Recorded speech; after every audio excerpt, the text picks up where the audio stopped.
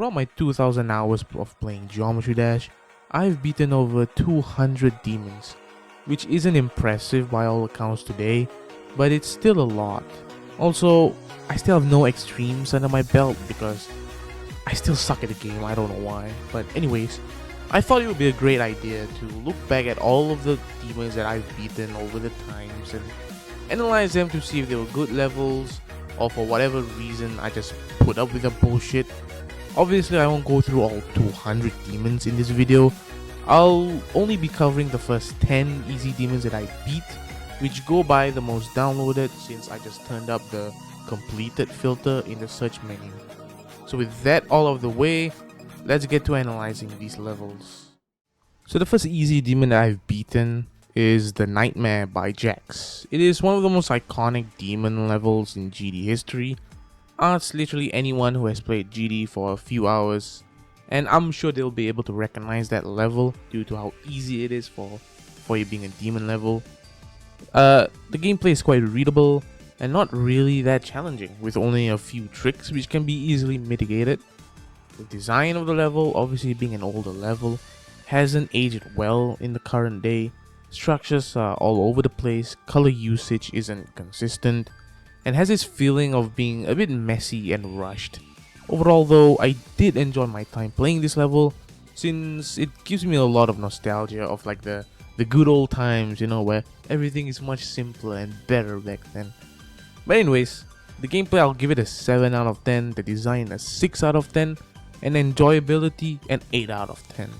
A solid start. The next level is the Lightning Road, and again it's another iconic demon level in GD, similar to the Nightmare, the difficulty being quite easy for a demon level, motivating the casuals to beat it to feel the prestige of beating a demon level. However though, unlike the Nightmare, the Lightning Road in my opinion is a much worse level overall. The gameplay suffers from being, I don't know how you say it, but directionless and all over the place, while the level design is very lacking and uninteresting, except for those unique clumped up portals as decoration throughout the level. Other than that though, the enjoyment when I played through this level again was just mid. It's an okay level, but it didn't age that well. So the gameplay, 6 out of 10. The design is where it suffers though, 3.5 out of 10. And enjoyability, a 5 out of 10. The third level that I've beaten is I Spy with My Little Eye. And this is, I'd say, is like the modern day equivalent to the Nightmare, with how popular and simple it is. Since it's another free demon, it's not that hard. The gameplay is fun, it sings very well with the music, it's high CPS but it's still very fair. If I die in the level, I don't really blame it on the gameplay, instead it's just a skill issue on my part, which is quite rare for me to do.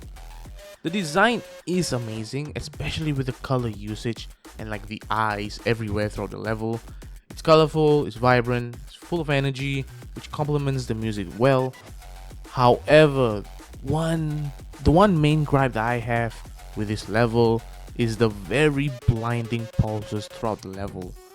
Now I don't know if I'm just like an unk, but my eyes hurt a lot playing this level for only 10 minutes, which does affect my enjoyment of this level and also knocks down some points for the design. Keep in mind that this is my opinion and that other people might not find an issue with the pulses, but in my case it does affect my enjoyment and the design. So gameplay, 8.5 out of 10. The design's an 8 out of 10. I would have given it like a 9 or a 9.5, but like the pulses really bring it down. The enjoyability, it's still a fun level. Like I like the gameplay, but yeah, my eyes were hurting a lot. So it's a 7 out of 10. The next level is Platinum Adventure. And to be honest, I don't really have many memories playing this level back in the day. The only recognizable thing about this level is like the beginning section, but that's it though. This level brings me down memory lane with how wild and wacky early 2.0 was, for better or for worse. That transitionary period between 1.9 and 2.0 was was very jarring since a lot of levels are either good enough or really bad, and there's like nothing really in between. The level's gameplay is fun, but it suffers from that early 2.0 thing with the moving objects moving a second before you have to react. But otherwise, it's one of the better levels from that era. The design didn't age the best as with a lot of levels during that era, but I can appreciate the simplicity and the charm behind it. My favorite part has to be the ship in the middle with the colorful glowy sparkles in the background. That's very nostalgic to me. Overall, I did enjoy my time playing this level again. The gameplay, I'll give it an 8 out of 10. The design's 6.5 out of 10. It's nothing special, but it is charming. And the enjoyability is an 8.5 out of 10. The fifth level is the Speed Racer by Zentic Alpha. And in my opinion, it is a pretty unique level for its time, playing around with the constant speed changes, which does make the level actually kind of challenging for an easy demon. The gameplay requires you to feel the unique flow of the level with the constant speeding up and slowing down, which can take a while for you to get used to, but once you do, it's actually really fun and you can appreciate what it's going for. The design is also really good, having that metallic industrial feel, putting a bunch of blocks very close to one another to achieve that metallic feel and a sense of depth and complexity, which is something that a lot of 1.9 levels lack due to the lack of layering. Overall, it's more of a learning level, but it gets more fun the more you play it. Gameplay, it's a 7.5 out of 10. The design is a 9 out of 10. I mean, I don't know, I just really love it. And enjoyability is an 8 out of 10. Now, X by Triaxis is a weird one for me to analyze because the gameplay is pretty unique and fun. But for some reason when I'm replaying this level, the transition into the duel part in the middle of the level sometimes just doesn't work, so it brought down the enjoyment of the level as a whole. I don't know what was wrong with it, but like the cube at the start of that duel was constantly dying.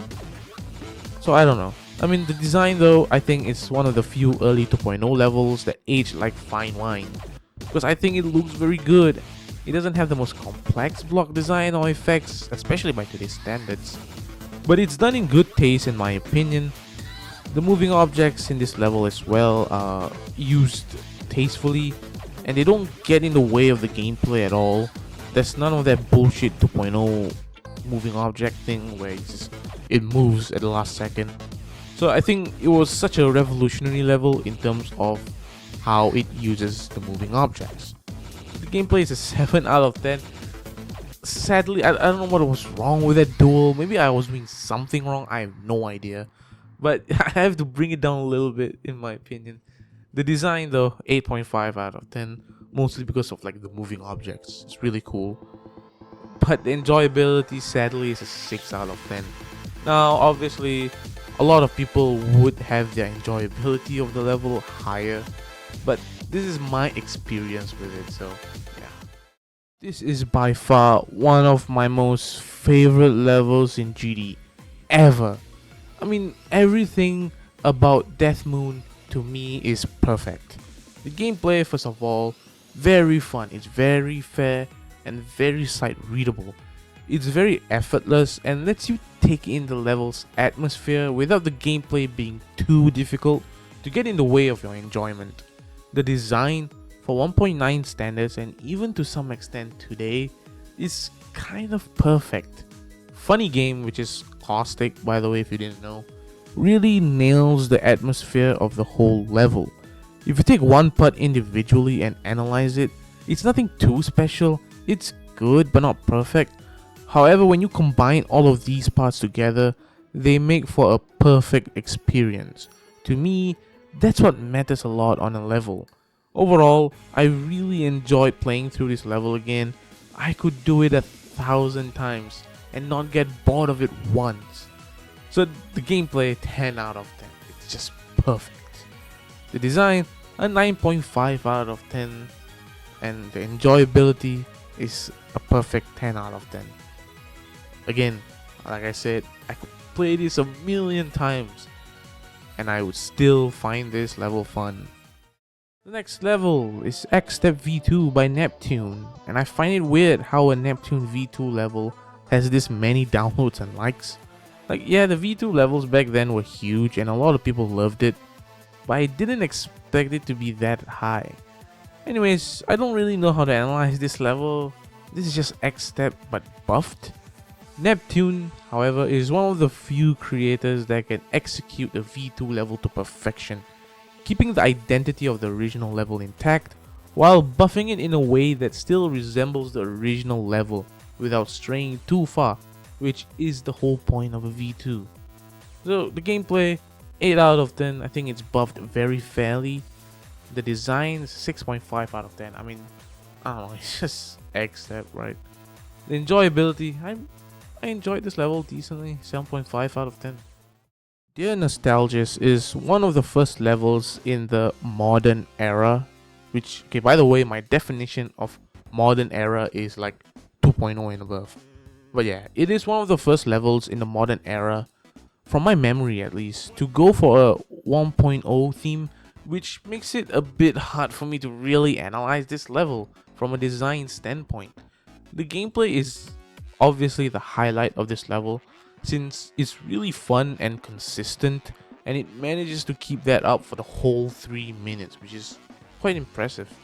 My favorite part by far is the ship part in that second half of the level, with the parallax effect and having to dodge the 3x speed portals to avoid smashing into the spike wall ahead of you, which is a very unique concept back in the day, and to be honest, I want to see more of it in modern levels. I enjoy playing this level. It's definitely an experience that is worth trying out if you haven't played the level for some reason. So the gameplay is a 9 out of 10. The design, I mean, it's a 1.0 themed level, but like it has a lot of, you know, unique, cool like effects, I guess. I don't know. So it's a 7 out of 10. The enjoyability is a 9 out of 10. Now, the last level for this video is Extinction by Hound, which is Noah backwards. But Extinction is the first demon level in the Doom Gauntlet, and somehow it is like the 10th most popular easy demon in the game, which is a bit weird because I expected it to be like Sidestep or something from Demon Gauntlet, which is before the Doom Gauntlet. Anyways though, I think it's a very solid choice for the Doom Gauntlet. The gameplay is very balanced, but the main star of the show is obviously the theming. It's nothing crazy by today's standards, but for back then, I think it did the whole Doom theming very well. To be honest, out of the 10 levels discussed today, this is definitely one of the weaker ones, but I still enjoyed it. So the gameplay is an 8 out of 10. The design, a 7.5 out of 10, while the enjoyability, 8 out of 10. So that's it for this video for now. I'll definitely do more of these in the future, because I mean I still have like 190 levels to go through, so there's definitely a lot more to go. But I don't know, I'm just finding more reasons to make videos. So yeah, I thought, why not just analyze levels that I've already beaten. Now, aside from this, I might analyze more extreme demon levels, like the Mega Collab ones, right? I think I have like Cybernetic Crescent in my eyes right now, in my sights, I mean, so I might be doing that as well. I don't know, I mean, I just need to find the motivation to make these videos. But yeah, anyways, I mean, I hope you enjoyed. Leave a comment or like, subscribe if you want. So yeah, that's about it from me.